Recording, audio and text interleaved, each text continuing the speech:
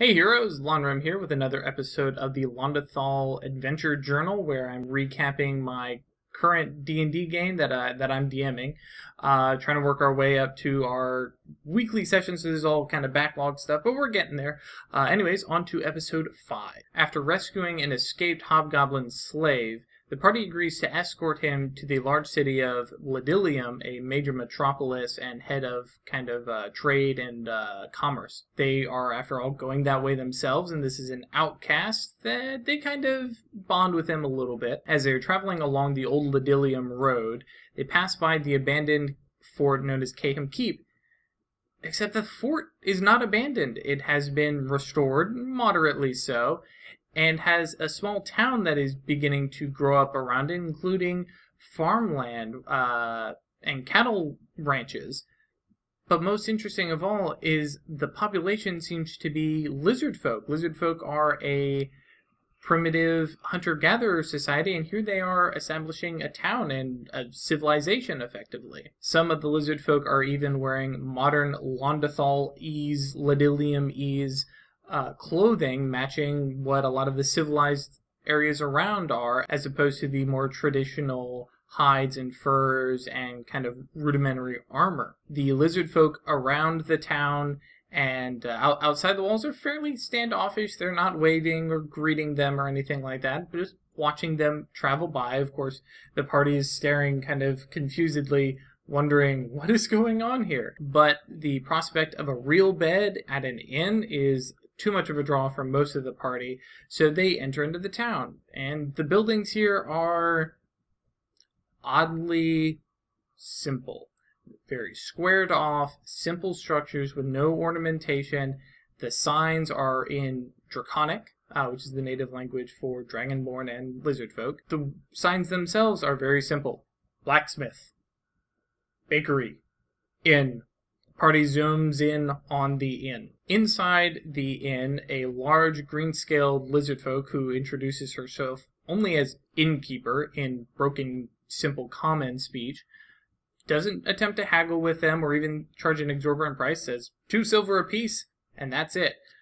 Considering that this is the first room and board that they've had in a while, they're happy to pay for this. The innkeeper is dressed in simple wooden long tunic, but then there are some more tribally dressed, more primitive appearing hunters at the bar who are ripping apart nearly rare steaks. They're kind of still bleeding, but they look like they've at least been attempted to be cooked. The party's a little disconcerted about this whole situation, especially Urjan being a Dragonborn, and Dragonborn and Lizardfolk have traditionally not always gotten along, kind of ancient history kind of stuff. However, looking around, they actually spot that there's a half-elf musician idly plucking away at a lute, and who actually encourages them to stay, kind of waving at them and giving them a thumbs up. With that kind of encouragement, the party pays for their rooms and settles down to wait for their dinner to arrive, sitting alongside the half-elf musician. Musician explains that the food is going to be really simple, but the town here is okay. They're not hostile. He's been here for a week and has been playing because they're paying him. Nobody really seems to enjoy his music, but apparently an inn requires a musician, and so he has a job. When the food does arrive, there is an enormous steak, a small loaf of bread that they consider a roll, and a simple ale. But the food is good, and the steak is a welcome change to the good berries that they have been scarfing down every day from the druid. Good berries handle all your need for food for the day, but I'm sorry, a little berry, even a big berry, you gotta get some kind of change in the diet, right? And so they eat and talk with the musician, getting an understanding of what is going on in Caham Keep, a place that's been abandoned for a couple decades now. Chief Muzuru, the musician explains, is leading this clan of lizardfolk who've started to establish and settle in the area, and they've been rebuilding the keep, creating the town, and are now actually working on creating a established trading relationship with Ladhilium, the major commerce city and also the closest major city for the keep. The lizard folk seem to be growing smarter here, more developed, more civilized, at least to the point of the uneducated peasantry in other cities, and the chieftain and his advisors and shamans are developing far beyond that. And this is kind of an odd situation. So the party makes plans to see if they can speak with the chief in the next morning. The party is a little concerned that something shady, something shifty or dangerous could be afoot here, but are hoping that maybe this is some kind of change, some divine blessing has been given to them, or who knows what. Let's find out. After a quiet and very comfortable night on simple beds, minor futon type things, the Japanese futon, not the fold-out kind of futon. In the morning, they make their way up the hill to the keep, because this is a Mott and Bailey. Mott and Bailey are kind of your classic, they look like this. And the casters begin to get a sense, a similar tingling sensation to when they had been near the arcane focus a few days ago. A quick check of Mephiance's map, an arcana check to kind of gauge the sensation around them, and they realize this is another arcane Lexus, this one tied to transmutation magic, a kind of flavoring to it that kind of is aligned to just one type of magic. And intrigued now more than ever, the party make their way up to the front of the keep and request an audience with the chieftain.